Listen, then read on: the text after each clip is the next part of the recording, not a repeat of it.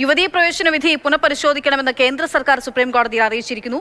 ഇതുവരെ യുവതികളെ പ്രവേശിപ്പിക്കുന്നതിനെതിരായ പുനഃപരിശോധന ഹർജിയെ എതിർക്കുന്നുവെന്ന് സംസ്ഥാന സർക്കാർ അഭിഭാഷകനും കോടതിയിൽ പറഞ്ഞു. കേരളത്തിൽ തെരഞ്ഞെടുപ്പ് കാലത്താണ് സുപ്രീം കോടതി കേസിൽ വാദം കേൾക്കുകയും ചെയ്യുന്നത്. ബി ബാലഗോപാൽ വിവരങ്ങളുമായി തുടരുന്നുണ്ട്.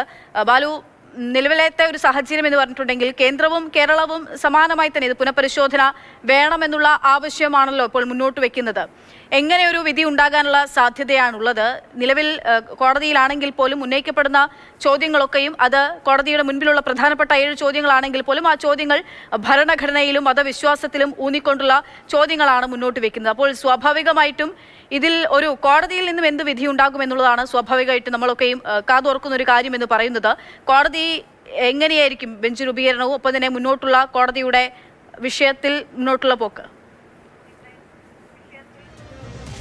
പക്ഷേ ഈ കേന്ദ്ര സർക്കാരിൻ്റെ നിലപാട് ഇക്കാര്യത്തിൽ വ്യക്തമാണ്. കാരണം ഈ പുനഃപരിശോധിക്കപ്പെടണം. 2018 യുവതികളെ ശബരിമലയിൽ പ്രവേശിക്കാൻ അനുവദിക്കുന്ന വിധി പുനഃപരിശോധിക്കണമെന്ന നിലപാടാണ് കേന്ദ്ര സർക്കാരിനുള്ളത്. അത് അക്കാര്യം ഇന്ന് ഈ കേന്ദ്ര സർക്കാരിന് വേണ്ടി ഹാജരായ solicitor general Tushar Mehta supreme കോടതിയിൽ വ്യക്തമാക്കുകയും ചെയ്തു. കേസിൻ്റെ മെറിറ്റിലേക്ക് കടക്കുന്നതിന് മുമ്പ് തന്നെ തുഷാർ മേത്ത ഈ വിധി പുനഃപരിശോധിക്കേണ്ടതാണ് എന്ന നിലപാട് കോടതിയിൽ സ്വീകരിക്കുകയും ചെയ്തു. ഒരുപക്ഷെ കേസ് വാദത്തിനെടുക്കുമ്പോൾ അദ്ദേഹം ഈ വാദം അതിശക്തമായ രീതിയിൽ ഉന്നയിക്കുവാനാണ് സാധ്യത. പ്രത്യേകിച്ച് അക്ഷയ് പറഞ്ഞതുപോലെ തന്നെ കേരളത്തിലെ നിയമസഭാ തെരഞ്ഞെടുപ്പ് കൊടുമ്പുരി കൊണ്ടുകൊണ്ടിരിക്കുന്ന അല്ലെങ്കിൽ അതിൻ്റെ ഏറ്റവും നിർണായകമായ ഘട്ടത്തിൽ എത്തുമ്പോഴായിരിക്കാം ഒരുപക്ഷെ തുഷാർ മേത്ത ഈ കേസിൽ സുപ്രീം കോടതിയിൽ വാദം ഉന്നയിക്കുന്നത്. അതുകൂടി കണക്കിലെടുത്തുകൊണ്ട് അദ്ദേഹം ഈ അതിശക്തമായ നിലപാട് ആ വിഷയത്തിൽ ഉന്നയിക്കുവാനാണ് സാധ്യത.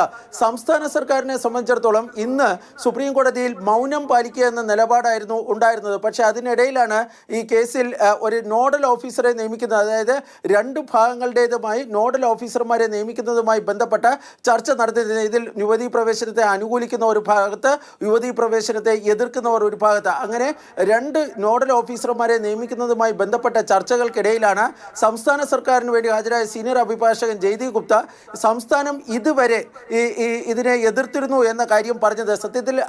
യഥാർത്ഥത്തിൽ അദ്ദേഹം ഉദ്ദേശിച്ചത് എന്ന് സംസ്ഥാന സർക്കാരിൻ്റെ അഭിഭാഷകരും മറ്റും പിന്നീട് വിശദീകരിക്കുന്നത് ഈ സംസ്ഥാനത്തിൻ്റെ നിലപാട് ഇന്നുവരെ ഇതിനെ എതിർക്കുന്നതായിരുന്നു. പക്ഷേ ഇനിയുള്ള നിലപാട് എന്താണ് എന്ന് അറിയില്ല. ഒരു ഓപ്പൺ എൻഡഡ് ആയിട്ട് അദ്ദേഹം ആ വിഷയം വിട്ടിരുന്നു എന്നാണ് സംസ്ഥാന സർക്കാരുമായി ബന്ധപ്പെട്ട കേന്ദ്രങ്ങൾ ഇപ്പോൾ വ്യക്തമാക്കുന്നത്. ഏതായാലും ആ അവ്യക്തതകൾക്കൊക്കെ ഇനി 1 മാസത്തെ കാലാവധി കൂടി മാത്രമാണുള്ളത്.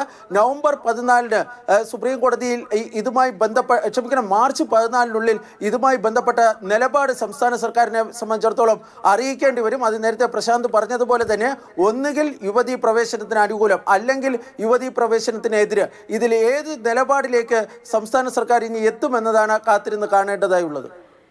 ശരി, എന്ത് നിലപാട് സ്വീകരിക്കും സംസ്ഥാന സർക്കാർ എന്നുള്ളത് തന്നെയാണ് ഇതിൽ കാത്തിരിക്കുന്ന വിഷയം.